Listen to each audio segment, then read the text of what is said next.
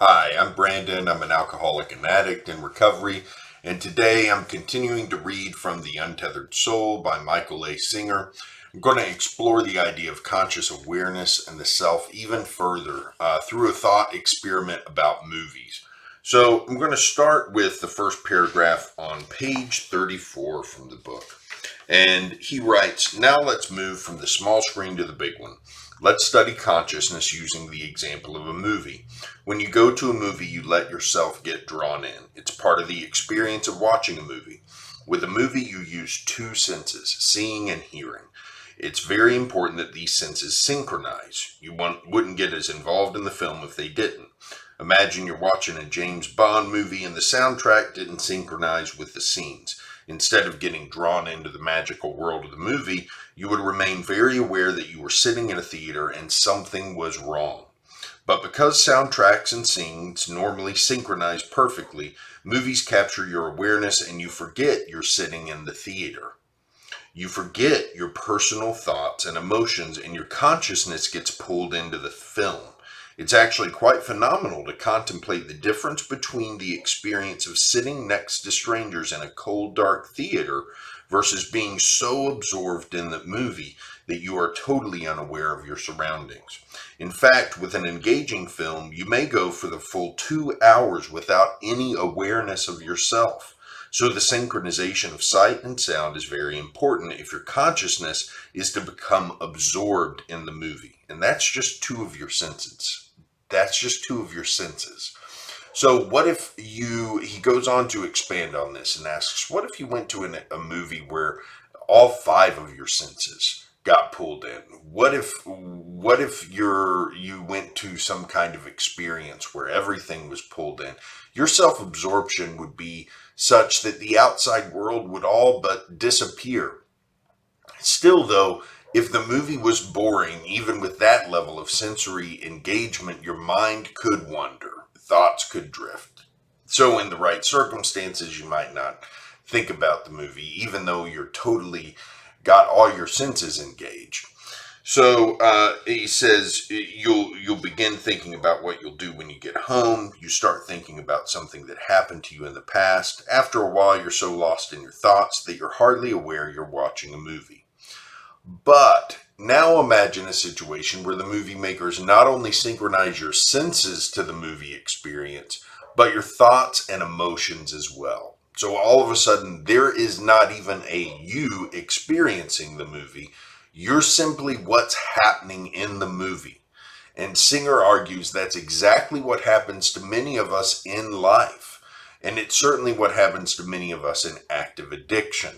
We become so engaged in what we're doing that we lose the ability to step back, look at it from an objective standpoint, and realize the insanity of it. We become so engaged in the emotions and the actions around our addiction, around our drug and alcohol use, that we lose that ability to step back from it and think, man, this is insane. Now, we may have fleeting moments where we do that. I certainly did. I certainly had these moments where I would look back and go, man, this is crazy. But then I'd drop back into it and I'd go right back to doing everything that I had been doing in spite of that momentary awareness of the insanity. So what he says about this is that the lost soul is the consciousness that has dropped into the place where one human's thoughts, emotions, and sensory perceptions of sight, sound, taste, touch, and smell are all synchronized. All these messages come back to one spot. Then the consciousness, which is capable of being aware of anything, makes the mistake of focusing on that one spot too closely. When the consciousness gets sucked in, it no longer knows itself as itself. It knows itself as the objects it's experiencing.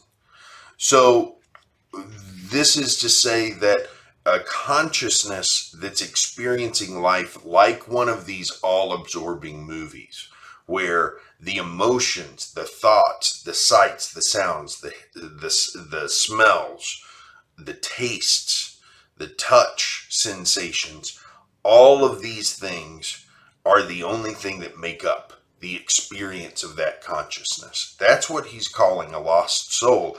And most people reading this and hearing this, and especially I certainly felt this way the first time.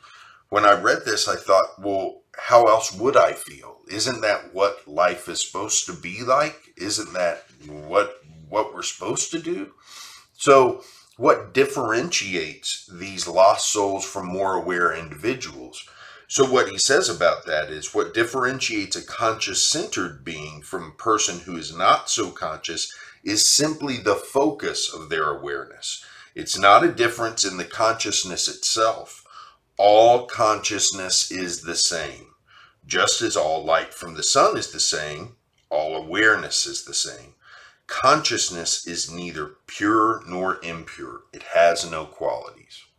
So, taking a real quick break to say, if you like this video or any of my videos, hit the like button down below, hit the subscribe button and the little bell icon if you want to get notifications about when a new one's out. I put one out every day around this time. So back to the book. He says, if consciousness is the same no matter who is experiencing it, then what differentiates me from the person next to me? And here's the answer. What differentiates me is what I am watching and what I am focused on. So this brings us to what I think is the most important concept of the book. And this is on page 37. And he says, as you pull back into the consciousness, this world ceases to be a problem. It's just something you're watching. It keeps changing, but there is no sense of that being a problem. The more you are willing to just let the world be something you're aware of, the more it will let you be who you are. The awareness, the self, the Atman, the soul. You realize that you are not who you thought you were.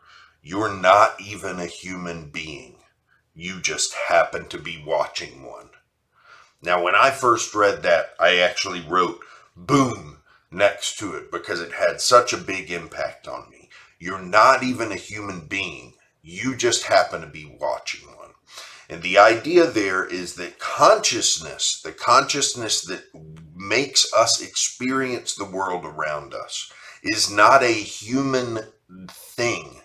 It is beyond humans. It is the soul is beyond a human thing. It's something much more pure than that. And it is something that is defined by its awareness and its existence. And so, when I read this, it blew my mind and it made so much sense to me. And I can also imagine that there are other people who might feel like it's completely bonkers. I would encourage you just to sit with it, keep an open mind about it. Read the book for yourself to get a full experience of Singer's explanation, because he does a really excellent job of walking through this concept. So in the end, Singer says there is no intellectual answer to the question of who am I? The answer to who am I lies in the action of being, just being. And your presence as an aware consciousness, that is who you are. That is existence. So why is all this important to alcoholics and addicts? You might be thinking, well, this sounds like a bunch of mumbo jumbo to me. And I can understand that. But for me, reading this was the first time I realized that it was possible to just watch my emotions instead of identifying with them. It was possible to just watch my thoughts occur instead of letting them run away with me.